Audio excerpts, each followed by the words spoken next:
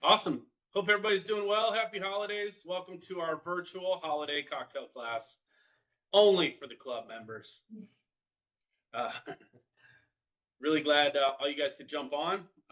We're going to weave our way around a bit as we go over three different cocktails, three different really styles. Hey, thanks. Thank you. We're going to be going over eggnog and how you can kind of make a flip so you can just make one single eggnog cocktail. We are also, and I'll give you my recipe for making a regular nog that you can make with for your family and friends and everything for a party. We're going to go over punches and making Oleo Sacchrum, which is the great secret ingredient for punches. And then we're also going to talk about the Black Manhattan. A cocktail that's about 20 years old now. It was a riff on a Manhattan that a gentleman who was a really good bartender from New York, San Francisco, came up with this cocktail at the famous bourbon bar, Longman and Eagle, and it kind of took off from there. So Black Manhattan, really cool variation on a Manhattan. That's great for the holidays. Great if you've ate too much. It has medicinal qualities, which I think I can say just to club members. I probably can't say that to everybody, but it works. So yeah, for eggnog, I've been making eggnog here since I've been here. Everywhere I've worked, I always make the eggnog. It's just something I've always done. I love eggnog. I wrote a book, Cheer, that has something like 10 different eggnog recipes. But the one that I always go back to is the one in here that's just titled The Only Eggnog Recipe You Need. So I'm going to go through this right here. So you've got this. You can come back to this. We'll have this as a link later. We're recording it and everything. So you can come back to this when it's time to make this for your party. But starting with the ingredients, so 12 eggs. What I can say about the eggs, get the best eggs you can find.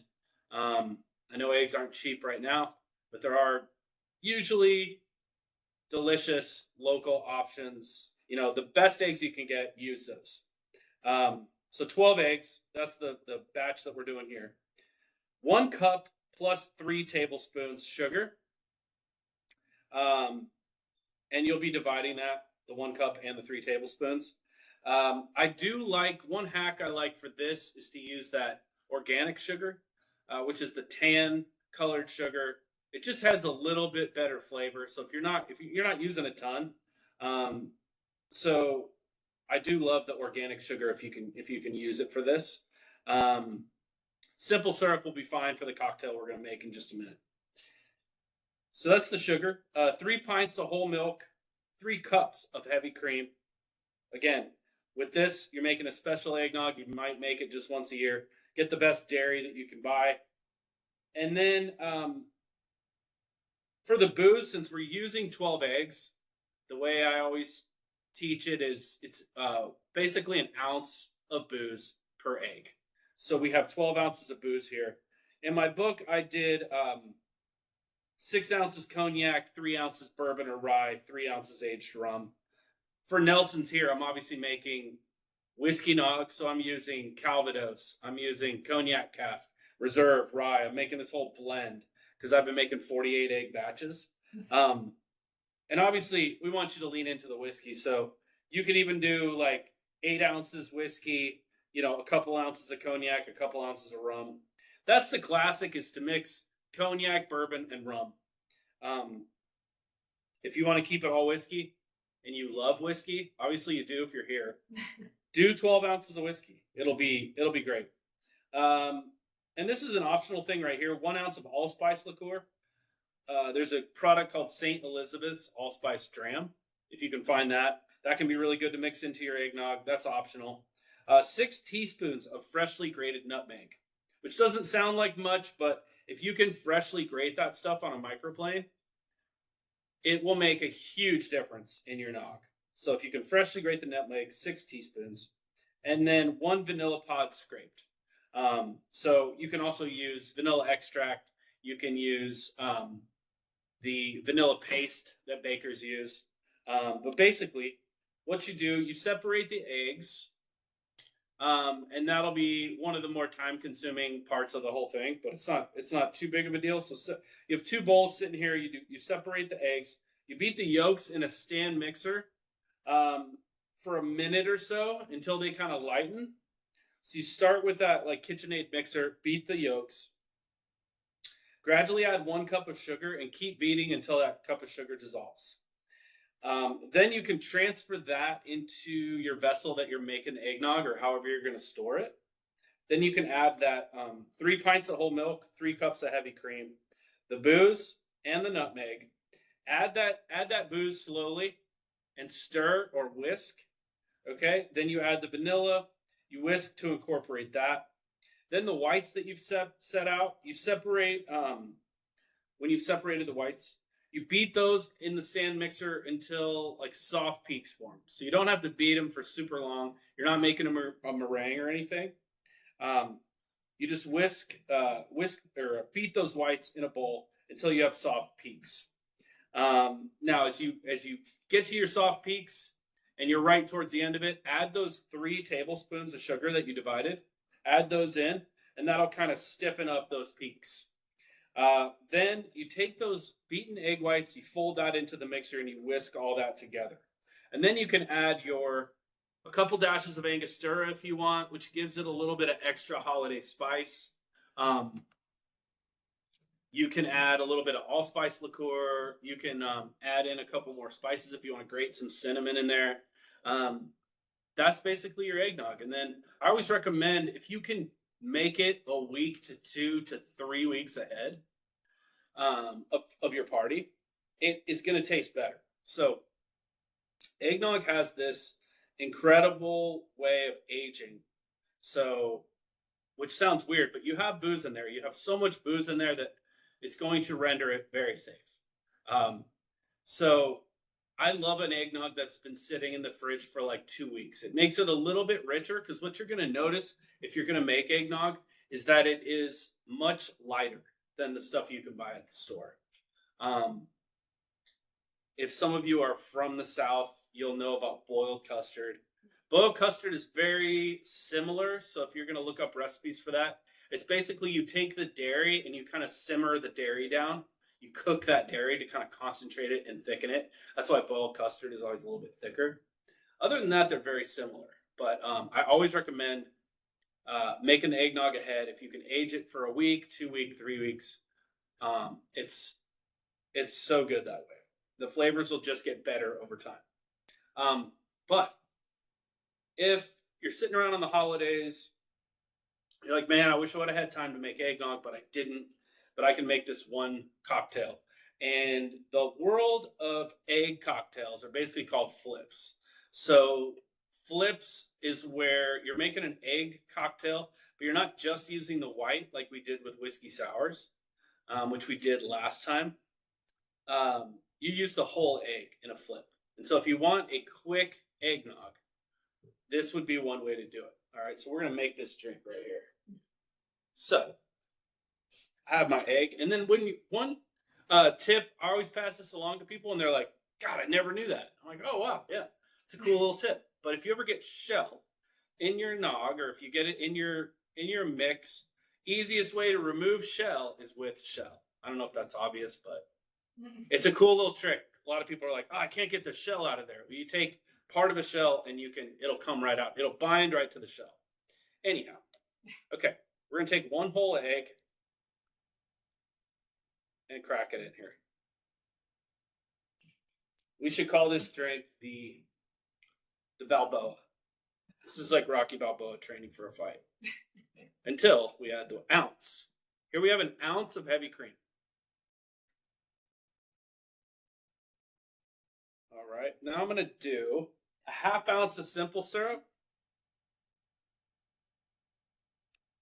And obviously sweetness in cocktails is very subjective. I think this makes a very pleasurable yet dry drink. I don't find it overly sweet, but when you're mixing with heavy cream, you do want to be careful about sweetness. It adds some sweetness to the drink. if you want it a little sweeter, add a little bit more sugar.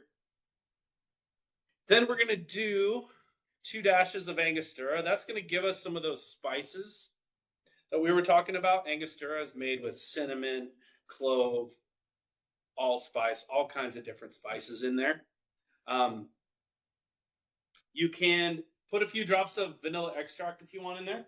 That'll kind of dessert it up a little bit. I have this nutmeg that I'm going to use for garnish, but I'm also going to grate some of this in there just to make it even more eggnog-like. Eggnog needs a lot of fresh nutmeg. That's one of the keys. That'll really make your nog nice and perfumey. Maybe that's not a good word. It'll just make it very aromatic. That's a better one. Now we're going to do 1.5 ounces of Tennessee whiskey. If you want to do 2 ounces, go for it.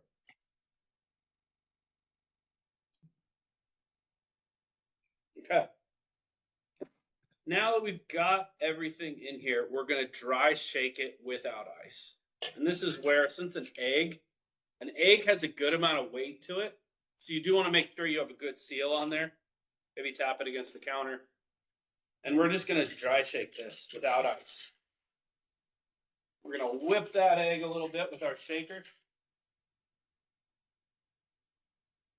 And while I'm shaking this is also an opportunity to talk about like whipped cream for any of your drinks for the holidays. I've sat there for a really long time and whisked and whisked and whisked heavy cream until you get that perfect whipping cream. But you can do it in a cocktail shaker much faster. You also, if you have that KitchenAid mixer, you can use that. But the cocktail shaker, that could be an extra little parlor trick for your guests. They're like, oh, you need some whipped cream for your Irish coffees? Let me get the cocktail shaker out real quick. And if you sit there shaking that whipping cream, you'll have a pretty nice whipped cream consistency. In about it. Dry shaking it? Yeah, just shaking the cream. It's a pretty. I do that at home. Like I'm making waffles, and everybody's like, "Oh, we want cream, Dad." Making waffles.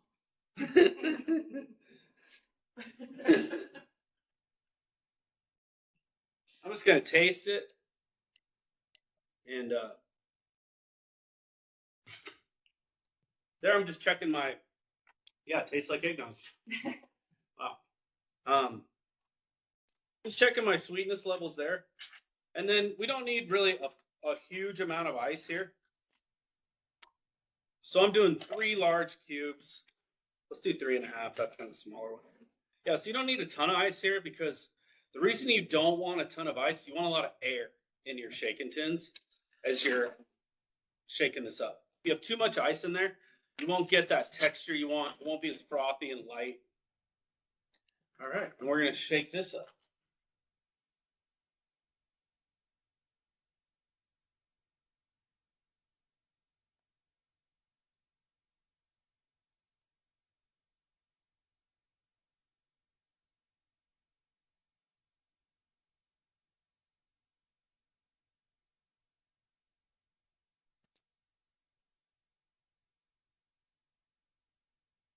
Nice little workout in.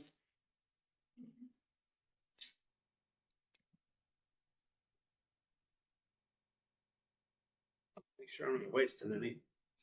I'm going to taste it one more time. Just make sure I've got my sweetness dialed in. If I tasted it and I said, I could go for a little bit more spice. I'm going to add a little bit more angostura. And then I say, you know what? I might want it just a hair sweeter. So I'm going to add just a little bit more of simple syrup. Just another tiny, tiny amount. Shake that back up. Mix that all together. I'm going to feel really good about that.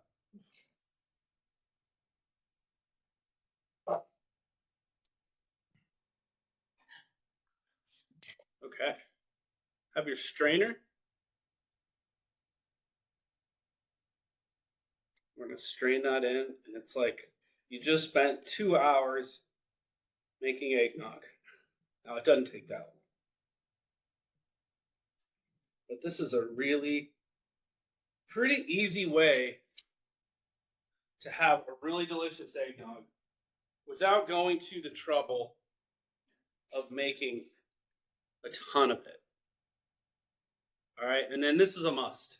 You got to garnish with the fresh nutmeg. I'm going to grate this nutmeg all over it, all over the top here. And then, just since we're feeling fancy, we will also grate some cinnamon over the top. All right, that'll be nice and aromatic on there as well. And then you could, to impress everybody, you could put like a star, if you have a star anise, you could put that on top. Make sure you don't choke on it when you're chugging it back. But yeah, put that on there and you just have a really beautiful nog. Let's see how we did. Really delicious, really light. I'd say it comes across more like a cocktail rather than eggnog. It's a little stronger. That's why we did 1.5 ounces of booze. That's delicious. So if you felt like you wanted to, yeah, and it's going to be so much lighter than store-bought. The store-bought stuff is always pretty thick. This is going to be very drinkable. If you're tasting that and you're like, I don't know, I could taste more whiskey. I want it to be more like a cocktail. Try 2 ounces of whiskey. I like 1.5 ounces with that recipe. You could even try 1 ounce. So very subjective. But that to me is like a really nice, focused, strong eggnog drink.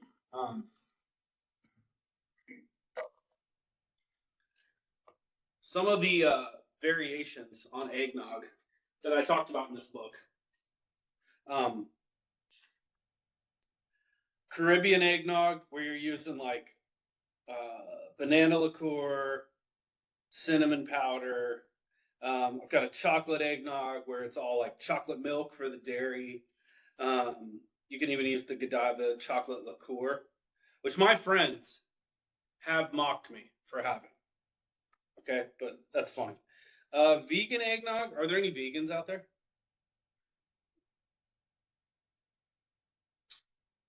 Yes. Yeah, if you need a vegan eggnog recipe, hit us up. Hit Stephanie up or hit myself up. I've got one for you. You're going to need almond, coconut, and maple syrup. Almond milk, coconut milk, maple syrup.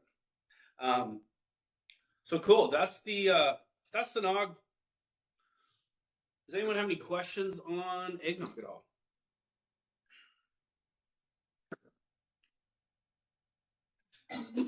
Awesome. All right. It says his eggnog flip is very nice. Nice.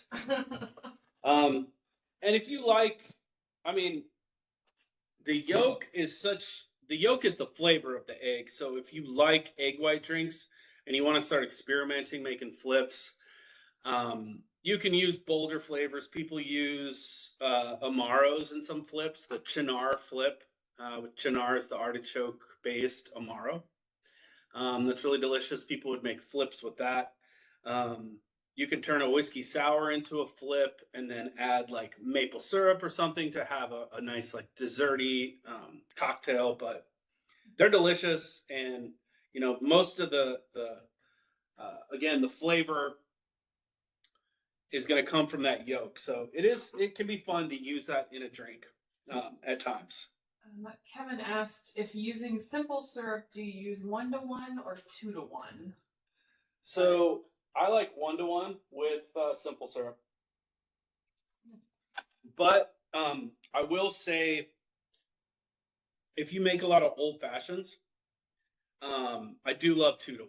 So if you're going to have a syrup like an all-purpose Demerara or an all-purpose simple, and you're mostly going to be making old fashions with it, or strong stirred drinks, then I do like 2-to-1 because it's going to add to the texture of a drink that is mostly booze. So honestly, you could go either way. I think the eggnog, this particular like eggnog cocktail, I think has enough richness with the cream and the egg that you maybe don't need it. But if you're tasting it and you're like, you know what, I would love it to be a little richer, try it out. Try it out with a 2-to-1. I mean, I love the 2-to-1 syrups for old fashions. So just choose your own adventure. Eric just said it's very yummy. Thank you. Nice. Very cool. So we can move into punches a little bit here. I'm gonna try to do this. This would be kind of a mild project that if you have not too bad, but if you have a party, say that your party's on Saturday, you want to try to make the Oleo Sacchrum a day ahead. Okay, so you want 24 hours to 36 hours. You could do it 2 days ahead.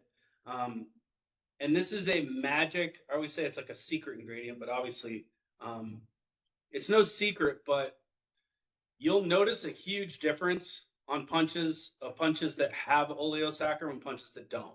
So if you pull this off and you put this in a punch, you're going to be like, I am never making punch any other way ever again.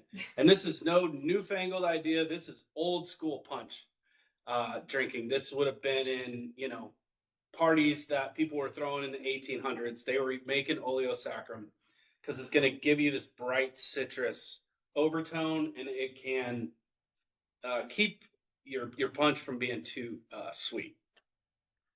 Because you're not using, by the end of this process, there's not a ton of syrup or anything like that. It's just very concentrated. All right, so I've been sitting here.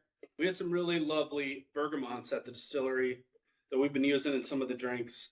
I peeled a bunch of those. And the Oleo Sacchrum is essentially citrus peels and sugar. Okay, so that's how all great punches start. You could substitute orange peel if you want. Lemon is the most common. I recommend lemon. I have some bergamot in here. I have a lemon right here. And to go over the method for the Oleo Sacchrum, peeling it with the Y peeler, it's important how you peel it. You want as little pith as possible, okay? So the way I do that is I'm kind of careful and I'm kind of like pulling up. I'm not like digging into it and pushing down on it to really grind into it and get a bunch of pulp. I'm trying to like pull away, and don't cut yourself either. Be careful. These things are dangerous. We usually have a bartender cut themselves on one of these once a month. But, all right. So right there, that's pretty good. That's not a ton of pith. So I'm just going to be careful and try to get as little pith as possible. And I want those lemon peels as thin as possible, okay, without cutting myself. And in that case, I would just say, take your time. Go nice and slow. If you do have a piece of fruit that has a ton of pith, you can also take a knife. Once you've peeled them all, you can take a knife and sort of scrape away some of the pith. I saw someone doing that. When I was at Husk, I saw someone doing that. They were making a special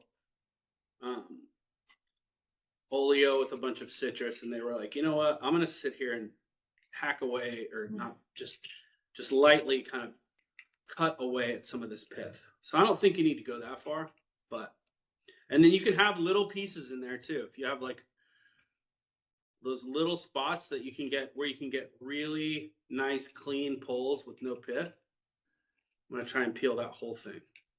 Okay. So I have like 3 peeled citrus in there. Now you could measure this 1 cup at a time. The amount of sugar is less important in terms of measuring, because what you really need, the sugar is going to pull the oil from the peel. Okay. So what you really want to do, the best way to measure it is just to cover the citrus peels. Okay. So however many you have in a bowl, you do want, let me say this is actually important. You do want to have a lid. You want to put this in a vessel, a bowl, a mixing bowl of some sort, where you can have a lid, or where you can really wrap it tight with plastic wrap, because you're going to want to shake this up. And you do not want a ton of air getting in here. You want to concentrate these flavors. So I have this, I have a lid for it. I'm gonna get some sugar on there. And I'm just sprinkling this over the top. And I'm not as worried if this comes out like sweeter than I wanted or anything like that, because the sugar is going to do the work of peeling away the oil from the peel, and it just takes some time. So I've done that. I'm going to close this up, and then I'm just going to shake that up. And that's going to make sure that those citrus peels are just coated. Okay. So they're all pretty coated. You can turn it over, turn it back. And I'm going to leave this out for 24 hours. Okay. That's going to be an at room temp. So that's going to be enough time for the sugar to really get into those peels and get out as much oil as possible. And then, so what we're going to do, let's say that our oleo's done. It's been a day. We have a couple cups of, and you're gonna strain that off. Add it to, so say this is our oleo that we've strained off. We're gonna add a couple tablespoons, but whatever you get of that special liquid gold oleo, mix it in there with the lemon juice. All right, so we've got a couple cups of lemon juice here, all of our oleo. All right, we're gonna mix that here. So you basically mix your oleo with the 2 cups of lemon juice. All right. And that mix, that's like the base of your punch. So you have this really vibrant electric lemon sweetener that you're mixing with lemon juice. All right, and we're gonna add that to our punch. How much oleo to the 2 cups of lemon juice, did you say? As much oleo as you can get. So you want to use all of it because you're not going to have a ton of it. You might have a couple tablespoons. You might have a half cup, but you're going to want to use it because you can always adjust the balance of it after the fact. So if you need to add a little more citrus on the back end or add a little more simple, you can do that. But you definitely want, it's such liquid gold, so precious. Whatever you have in there, you want to add to your punch.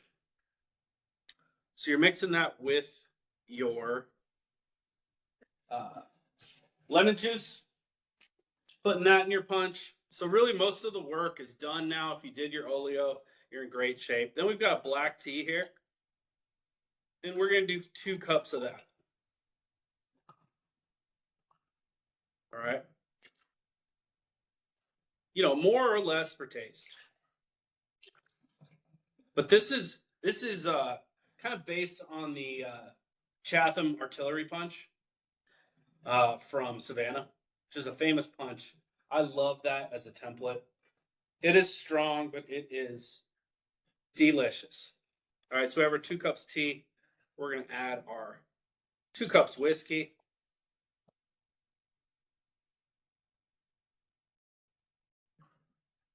And since this is a whiskey class, we can do, you can use like cognac, rums, you can mix different things.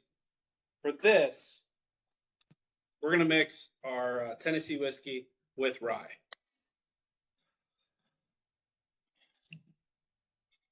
So I'm going to do about 2 cups of each of those. Okay. So here I have my tea, my oleo, my juice. Mix that all together.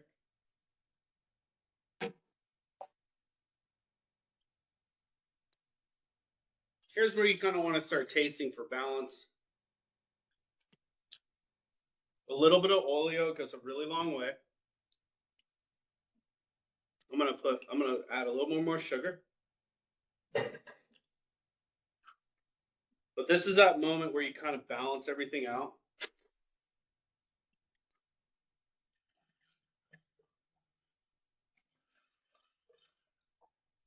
And then here's where you have fun adding your bubbles. So since we're not really able to serve, we need a special third party to come in if we're going to serve wine, but we do have this great NA sparkling wine. But if you can, for your own party, I would get a good sparkling wine. Some of the more affordable ones like Prosecco's. There are a lot of really affordable Cremant de Lemieux. So Cremant de Lemieux is around before they classified Champagne. It's a great little region in France. You can get very affordable sparkling wines. And this is kind of what you're lightening it up with, because you have a lot of concentrated flavors now, the Oleo. Most people would use like a full bottle of champagne here. That's probably good for our purposes.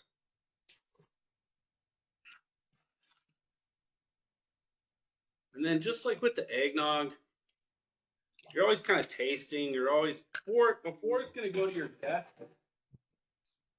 even with large format stuff, balance is the key. So you just want to keep tasting. And making a punch like this is a really easy way. You're not going to get a sweet punch, all right? This is like super dry, really lovely. And now let's talk some garnish. So I have some of these big rocks here. You could say you want to make, we did this last cocktail class, but if you want to make a giant block of ice, we have people on this class who weren't on the last one, right? Yes.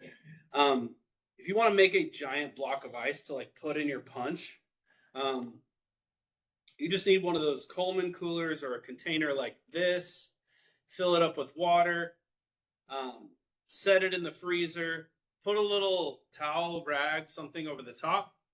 Do not put a top on it, but just a little rag over the top. Put it in your freezer. And because it's going to take so long for it to freeze, you're going to have a lot of the impurities will float to the top. And then you'll have this clear ice in here. So you could kind of set that in the fridge a couple days ahead when you're making your Oleo. And then you could have a big old ice cube for your punch. We have some of these that we use for old fashions. I'm going to put some of those in there. And then some garnish stuff that I like. So I love using cloves with stuff like this, especially if this is like a centerpiece. So I've studded these lemons with cloves, all right? And I'm going to put those in there, and that's just very visually striking. You can do oranges as well, orange slices. Here I took my peeler and I just made a giant orange peel, studded that with clove.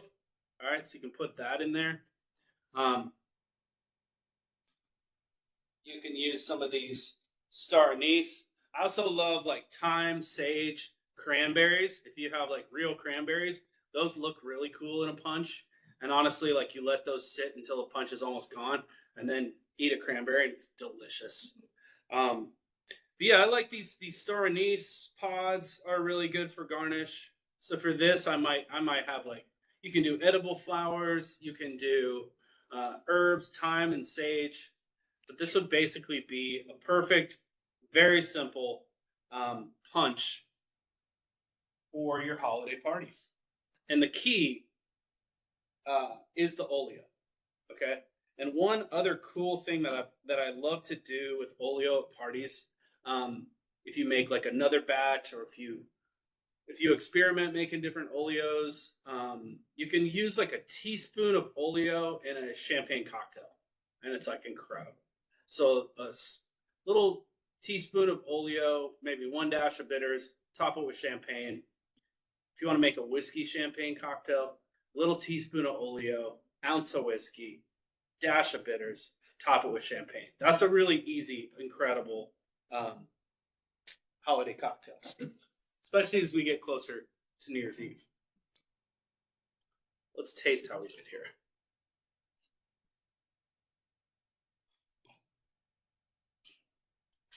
That's good. That's old school. That's like it tastes like punch, but there's definitely some nice whiskey in there. Yeah, the tea in that is such a interesting flavor. Mm-hmm. Yeah, and for the tea, thank you for bringing that up. I like a simple black tea. You can do all kinds of things with the tea. You could add chamomile. Chamomile goes great with whiskey. Ginger, you have like a ginger tea, a ginger lemon tea. There's a million things you could do with the tea. But your basics for all great punches are oleo, tea, usually lemon, and then mixing up some booze. Obviously, in our case, you can go all whiskey. Mixing our Tennessee whiskey with our rye is really cool because then you get two flavoring grains that honestly go really well together. They mix together like rum and cognac, basically. They really complement each other nicely. Will you just go over one more time what you do with the Oleo after the 24 hours? Yeah, so after the 24 hours, this is going to be fun because I am going to actually have some good Oleo from doing this class. But once this is all done, I'm basically, I'll have another bowl set out and I'll kind of strain this off, maybe get a spoon right here, and you'll see there will be oil there. And you just want to get as much of that out. You can kind of mix, you can take a spoon and kind of mix the peels and whatever is left of the sugar. And you're kind of straining that off into a bowl or a cup or anything. And then you're just mixing that with the lemon juice. So there will be liquid that comes from that? Yeah, it'll be like an oily, syrupy, it'll be like a very concentrated syrup, basically. But it will taste so good. It'll be very strong. And it is amazing when you make a punch with it, the difference that you'll notice. It's pretty incredible. A little bit goes a long way. Cool. Any questions on punch or anything? Cool. Now we can do Black Manhattan. Cool. So we went over Manhattan last time. Probably the greatest cocktail. Even though I love martinis. But Manhattan to me is just one of those drinks that you've had a tough day. If there's one drink you can sit down that's going to totally change your latitude, it's a Manhattan. It's just, there's something about it. It's a perfect harmony of three ingredients: whiskey, vermouth, and bitters. But the Black Manhattan is a fun little variation. The Black Manhattan plays in as a nice dessert drink because of all the botanicals from the Amaro. They really help to kind of settle your stomach. There's some bitter elements in there. But it's also important to mention that so many Amaros, they balance themselves out with plenty of sugar. So it's not like all Amaros are super bitter. Most of them have a fair amount of sugar. Think of it as very similar to like how Coca-Cola, the flavor or the method for Coca-Cola, it's basically you have citrus on one side, you have spice on another, and then you have like coriander, and then you have sugar. And that's basically Coca-Cola. You have herbs, you have citrus, and you have spices and sugar. So Amaro is very similar, and there's even Amaros that have like Coca-Cola like flavors, like a Verna, Ramazzotti. Those would all be great for a Black Manhattan. We have our own Amaro here, which is super cool. If you're ever here at the distillery, definitely try it out. Say, hey, Mike said I should try the Amaro. And they'll pour it for you, no charge. But it's a fun way to have a Manhattan. It's great for after dinner. If you're not into like dessert drinks, this is a good like kind of more bracing dessert style drink. But just like we talked about with the Manhattan, with great stirred cocktails, you're starting with a fair amount of ice. So make sure you kind of have everything you need so things aren't sitting for too long. Make sure I have all my mise en place. I have my vermouth. I have my Amaro. I have my bitters, and I have my whiskey. And we went through a ton of different whiskeys trying to come up with the ideal Manhattan. The Tennessee whiskey is great if you like kind of a lighter Manhattan. If you want something a little bolder, our Reserve is second to none for Manhattans. It's a high rye bourbon. There's a lot of rye spice in there. It's perfect. So starting with a bunch of ice, we're going to fill our mixing glass pretty high. This is going to allow us to control the dilution.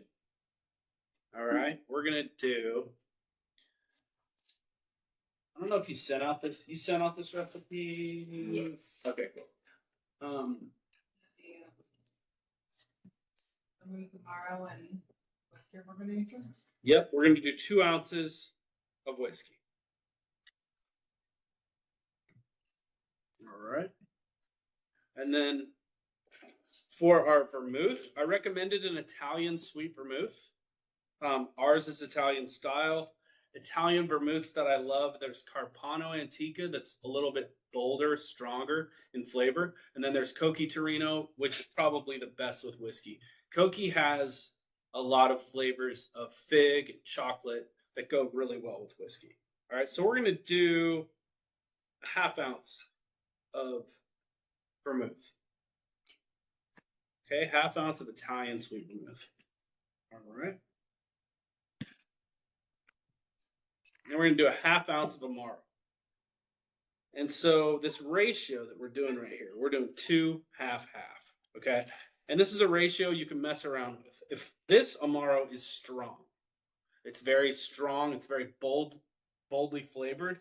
Some Amaros are lighter, some Amaros have citrus. So try a few different out, see what works for you. And the ratio, you can even do 2 ounces of whiskey, a 1/4 ounce of sweet vermouth, 3/4 ounce of Amaro. Some people like to do 2 ounces of whiskey and 1 ounce of Amaro and take out the vermouth altogether. I like a little vermouth in there, so it still reminds me that I'm drinking a Manhattan. And then for this, since we already added the Amaro, which has plenty of bitter elements, I just did 1 light dash of Ango. And angostura is going to give you all those nice spices. So that's what I would say about ratios. You can play with that ratio. I'd say always stick to like 2 or more ounces of whiskey. And then however you play around with the vermouth and the Amaro, we did half. You can obviously do 3/4. You can do 1/4, 3/4. You can kind of mess around with that. See what works for you. I think in the email Stephanie mentioned Ramazzotti, Averna, Montenegro.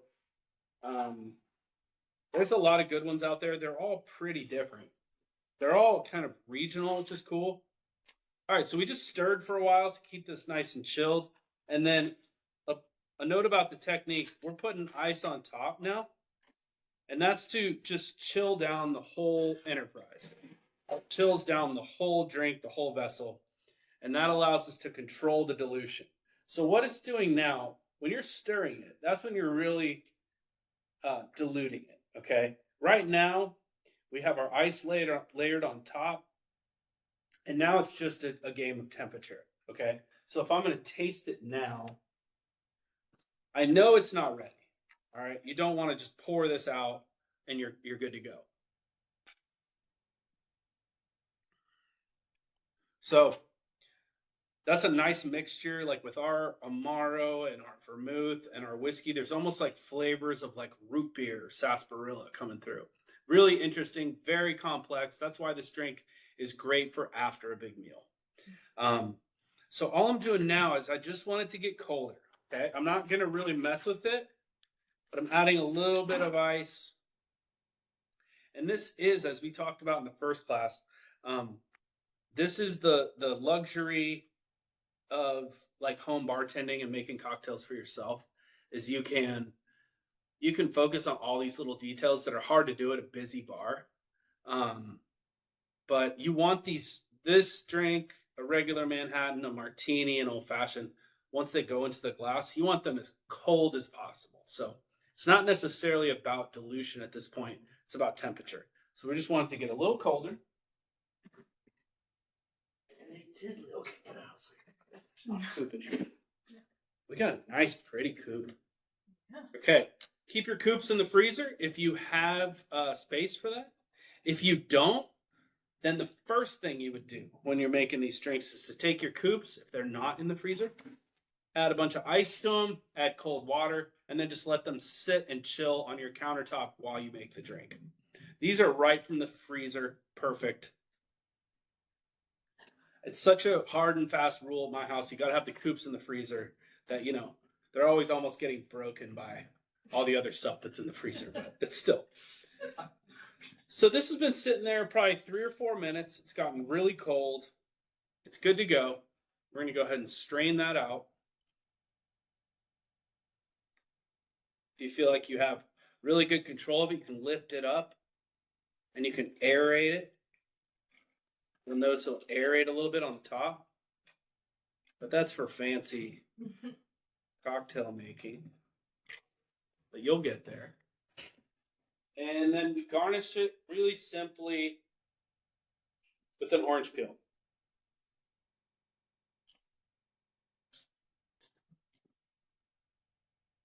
And, of course, a cherry if you've got one. Oh, I do have some.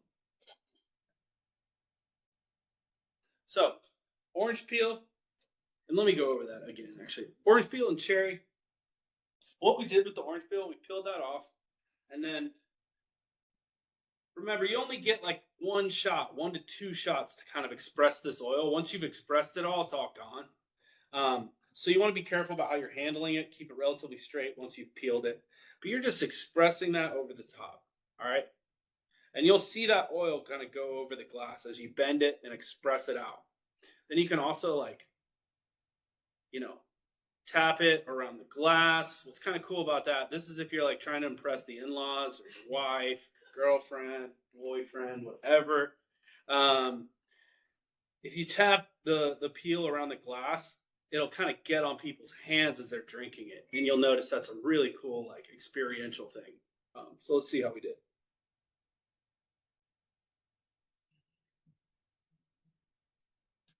Tasty and very complex.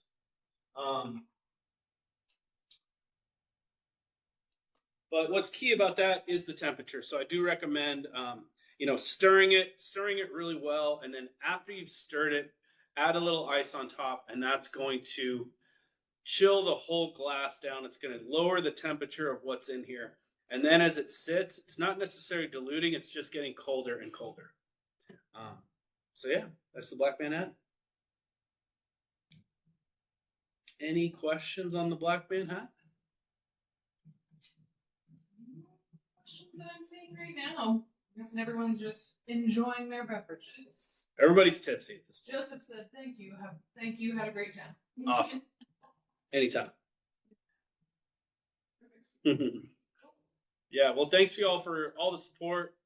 Happy holidays. We love having you at the distillery. Come by. Check out our holiday pop-up menu. We have some really great drinks on there. A figgy pudding, whiskey sour with figs. We have a frozen hot chocolate. We have a regular hot chocolate on the menu that is really delicious with bourbon. A date old-fashioned that's been really popular. Our whiskey nog is going strong. We're going through a lot of it. So definitely come by and check it all out. Thank you, everyone. I'll send out over here, I guess. Yeah. Hi. All right, everybody. Thank you for tuning in. I'll send out recipes afterwards too to everyone who is participating here tonight. So thank you all for tuning in, and a very happy holidays to all of you out there. And yeah, if you can come in, Mike's made some delicious cocktails for us up front. So please come enjoy this. All right.